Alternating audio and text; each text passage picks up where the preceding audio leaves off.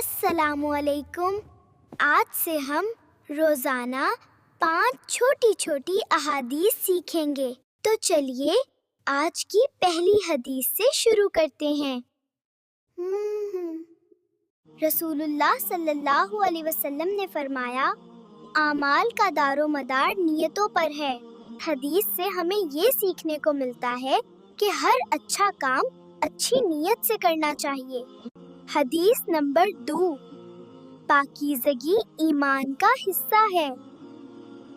ये हदीस हमें सफाई और पाक रहने की अहमियत सिखाती है। हदीस नंबर 3, अपने करीबुल मर्ग लोगों को ला इलाहा इल्लल्लाह की तलकीन करो।